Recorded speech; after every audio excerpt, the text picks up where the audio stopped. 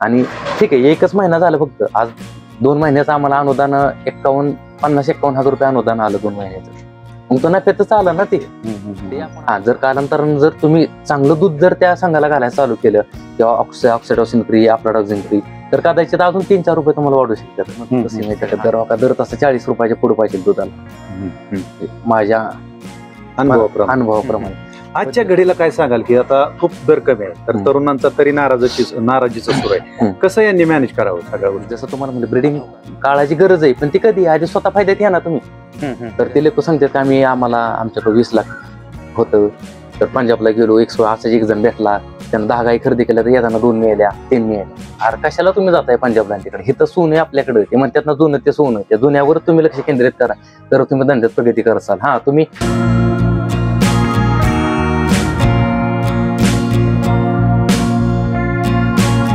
तर 2 लाखाची बरेचसे तरुण असे करतात की माणसं आज लाखाच्या 1.5 लाखाच्या गाई आणायच्या आणि 2-3 वर्षानंतर 15,000 20,000 लिकायच्या. आज आमच्या फार्म मध्ये अशी कंडिशन की 40-45 हजार घेतलेल्या गाया 97-96 हजाराला दराच्या काळात विकल्यात आम्ही. बरं म्हणजे विकण्याचं कारण आज खाली कमेंट मध्ये लगेच पडतील की तुम्ही का विकताय, एवढं सांगताय की एवढं परवडतो. कसं होतं, आम्ही दोघंच करायला या. इथून मग आमचा बंधुराज होता, होम टू वर्क चालू होतं, त्याच्यामुळे तो साथीला होता, पण तो गेल्यामुळे सगळे एवढ्या 28 लहान मोठ्या जनावरांचं लोड आमच्या दोघांवरती आलेला आहे. आणि ते बघत बघत बाकी सगळे शेतातलं पण बघायला लागतं. एवढं सोपं नाही, अगदी बाहेरनं कष्ट. आम्हाला जेवायला 12-1 वाजतात. एक लक्षात घ्या, रोजचं जेवण आमचं 12-1 वाजता होतं, संध्याकाळी कधी झोपलं असं होतं. म्हणजे की खूप कष्ट आहेत आणि या कष्टातून तुम्ही हे उभा करता आणि कष्टाला पर्याय नाही, तुम्ही पहिल्यांदा सांगितलं.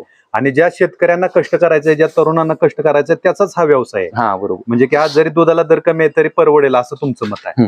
बरोबर. तर आता गाय निवड तुम्ही सांगितलं की आता काही तरुणांनी खूप मोठ्या गाय निवडल्या, त्यांचा आजारपण वेगळंच आणि त्या आजारपण. आता आपण ज्या काय गाय निवडल्या, तर याचा खर्च कसा कमी आहे हे सांगा आपल्या शेतकरी मित्रांना. आता कसं होतं माहितीये का, गायी आपण कशा घेतल्या 40,000, 45,000, 50,000, 60,000, 70,000 गायी खरेदी केल्या. तर त्या गायीची अशा गायी खरेदी केल्या की त्या आसपासच्या वातावरणातल्या गायी खरेदी केल्यात आम्ही. लोकल ब्रीड आहे या. ज्या गायीनं लहानपणापासून ऊन वारा पाऊस सोसलं या, ते इन फ्युचर भविष्यात पण सोसणार आहे ना. बरोबर. अशा गायी मग आसपासच्या परिसर आमच्या गायी ज्या खरेदी केल्या त्या 20 किलोमीटरच्या आतल्या आम्ही गायी खरेदी केल्या, त्या इव्हन 25 किलोमीटरच्या आतल्या. त्याच्यामुळे त्या सगळ्या वातावरणाची सवय, आता ते 20 किलोमीटरचं वातावरण म्हणजे आमचंच वातावरण आलं, ते पूर्ण आहे. ते म्हणतात ना, ह्या खोलीतून त्या खोलीत गेल्या, फक्त एवढंच फरक झाला. त्याच्यामुळं आजारपणाचा विषय नाही राहिला, करमण्याचा न करमण्याचा विषय नाही राहिला, आणि बाकी पाण्याचा विषय नाही राहिला. चारा तोच आला, पाण्याची गुणवत्ता तीच आली, चौथीच आली, सगळ्या गोष्टी त्याच आल्या. बरोबर. म्हणजे वातावरण मॅच होणं खूप गरजेचं आहे या व्यवसायामध्ये. गायना जर बाहेरच्या आपण गाय आणल्या तर नक्कीच त्याचं वातावरणामध्ये फरक पडतो आणि गायी आजारी पडतात किंवा उत्पादन खर्चात आपल्या वाढ होते. आता बघा ना, लोक पंजाब बेंगलोरवरून गाय खरेदी करतात. आता आमच्याकडे जी लोक आहेत ती सारखी तोट्यात आलेलीच येतात, नफ्यातलं आमच्याकडे एक सुद्धा पशुपालक येत नाही. तर ते लोक सांगतात की आमच्याकडे 20 लाख होतं, तर पंजाबला गेलो, असंच एक जण भेटला, त्यानं 10 गाई खरेदी केल्या, तर येताना 2 मिळाल्या, 3 मिळाल्या. अरे कशाला तुम्ही जाताय पंजाबला तिकडे? हे तर सोनं आहे आपल्याकडे. ते म्हणतात ना जुनं ते सोनं, त्या जुन्यावर तुम्ही लक्ष केंद्रित करा, तर तुम्ही धंद्यात प्रगती करसाल. हा तुम्ही आता ब्रिडिंग जे लोक चाललाय आता गाजेवाजा सगळीकडे, ब्रिडिंग 50 लिटर 40 लिटर.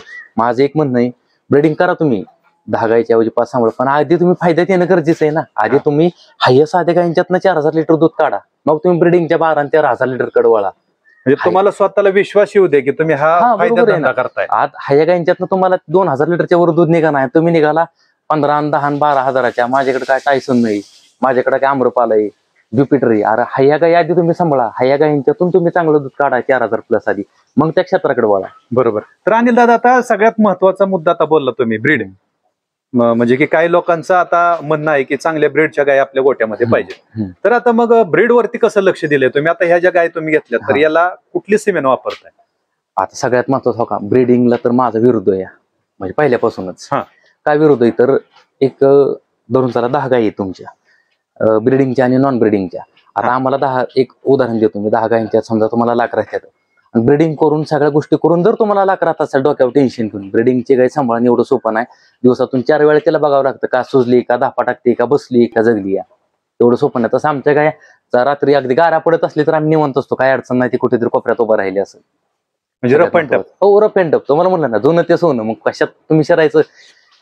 जसं तुम्हाला म्हणलं ब्रिडिंग काळाची गरज आहे, पण ती कधी आधी स्वतः फायद्यात या ना तुम्ही. सगळ्यात महत्वाचं आता आम्हाला ह्या एवढ्या 18 गायींच्यातून सरासरी वर्षाला 1,00,000-1,15,00,000 राहतात. खुश आहे ना आम्ही. मग आज ते 1,00,000-1,15,00,000 सोडायचं आणि दुसऱ्याच ऐकून त्या ब्रिडिंगच्या काल गाय आणायच्या, वासरा आणायची, ती एवढा धंदा उभा करायचा आणि तोट्याचं कोणी सांगितलं? मी खुश आहे. मी ब्रिडिंग करण्याला अजिबात माझा विरोध नाही. बघा, प्रत्येकाची जीवन जगण्याची कॅपॅसिटी वेगळी, अनुभव वेगळा आहे, कॅपॅसिटी वेगळी. सगळं वेगळे. आमच्या पद्धतीने आम्ही धंदा करतोय. आम्ही म्हणत नाही तुम्ही आमच्यासारखे गाय घ्या किंवा ह्या क्षेत्राकडे वळा. माझे एक सांगणे की तुम्ही फायद्यात या फक्त ना. माझे एक तरुणांना काय सांगणे, तुम्ही नफ्यात या पशुपालकाला सांगणे की तुम्ही पैसा मिळवा, नाहीतर मस्त काय आता आमच्या गायींचा बॉडी स्कोर मेंटेन आहे 3.5, 3.5 आहे. आम्ही म्हणत नाही. आता काय गोट्यावर अशा हातीगत गायी असते त्या मोठ्या अशा ताकदीचे नुसत्या रेड्यागत, पण कसा कावटागत त्याला नुसतं ताकद. आणि आता बरेच लोक आहेत येते ते तुमचे BCS जरा कमी आहे. अरे BCS कमी म्हणून तर दूध केंडानं जातंय ना. सगळ्यात महत्वाचं मी एकच प्रश्न विचारतो त्यांना की BCS महत्वाचा आहे की नफा महत्वाचा आहे? BCS तुम्ही बोलला तर हा काय विषय आहे ते शेतकरी मित्रांना सांगा, त्यांना प्रश्न पडेल नक्की काय आहे. आज म्हणजे BCS म्हणजे कसं होतं, बॉडी ज्या त्याच्या बरकडे असते त्या गायींच्या किंवा बॉडी स्ट्रक्चर एक सायंटिफिकली असेल किंवा हो असं जे बनवलं ते माणसानं बनवले, ते काय वर नाबाळतनं पडलं नाही. माझं एक म्हणणं आहे, ती माणूस जर बनवणार चुकला असेल तर सगळ्यात महत्वाचं. मग आमचं लक्ष काय असतं की आपल्या पद्धतीने धंदा करायचा. जसं आता तुम्ही म्हणला की BCS ते काहीतरी असं वाटतं ते तिसरी बरकडी, चौथी बरकडी, दुसरी बरकडी. एक्झॅक्ट मला आपण त्या क्षेत्राकडे इतकं खोल वळवलं नाही आणि कधी वळायची गरज पण पडली नाही. साध्या गायातूनच प्रगती करून घ्या असं तुमचं मत आहे. बरोबर. आता म्हणजे की वातावरणाचा कसा परिणाम होतोय आपल्या या गायींवरती, किंवा उन्हाळा, पावसाळा आणि हिवाळा या 3 ऋतूमध्ये कसा व्यवसाय चालतो तुमचा? आता कसं होतं माहितीये का, सगळ्यात महत्वाचं म्हणजे वातावरणाचा इफेक्ट गोटा बांधणीवर असतो किंवा धंद्या नफा तोटा गोटा बांधणीवर असतो. जर गोटा तुम्ही असा बांधला की उन्हाळा येऊ पावसाळा येऊ काय आपल्या व्यवस्थित राहतील तर काय अडचण नाही ना.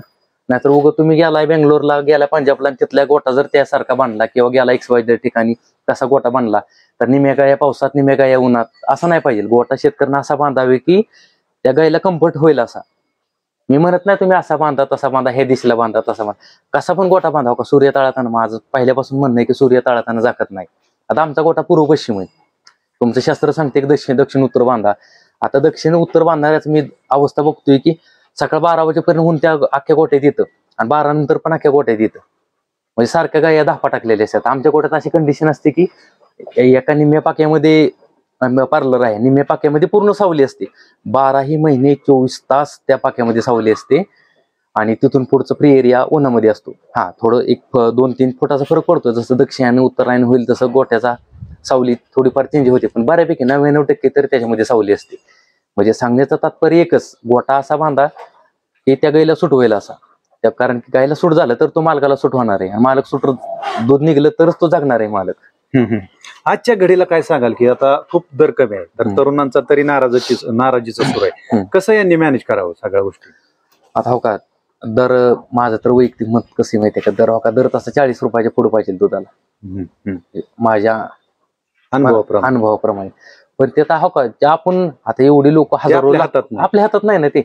त्याला काही राजकीय गोष्टी कारणीभूत असलेल्या किंवा दुधाची गुणवत्ता पण कारणीभूत असेल किंवा अजून काही गोष्टी असलेल्या. आता आम्हाला आमचा जो गोविंदचा संघ आहे तो अँटीबायोटिक फ्री दूध घातल्यामुळे लिटरला 1 रुपया जास्त देतो. तो फायदाच आहे ना. काय करायचंय, फक्त अँटीबायोटिक फ्री दूध वेगळं, अँटीबायोटिक इंजेक्शन दिलेलं वेगळं न्यायचं आणि चांगलं वेगळं न्यायचंय. जर कालांतरानं जर तुम्ही चांगलं दूध जर त्या संघाला घालायला चालू केलं किंवा ऑक्सिटोसिन फ्री, अफ्लाटॉक्सिन फ्री, तर कदाचित अजून 3-4 रुपये तुम्हाला वाढू शकतात सगळं.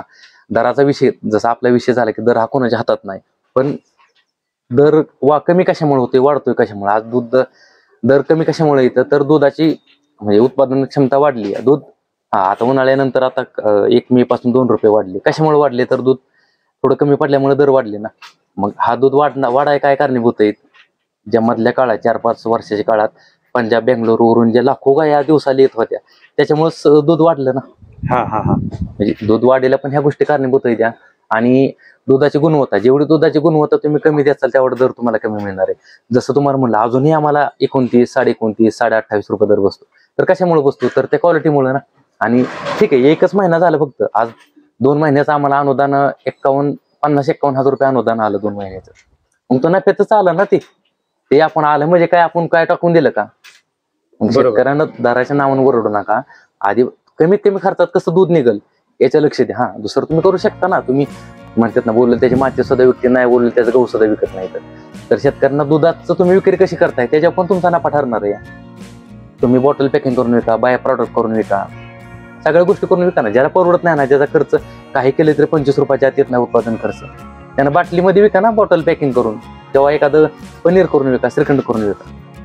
बरोबर. म्हणजे या गोष्टी आहेत ज्या तुमच्या हातात आहेत. हो तुम्ही यामध्ये उतरून तुम्ही नफा वाढवू शकता. हो, कधी पण नक्कीच.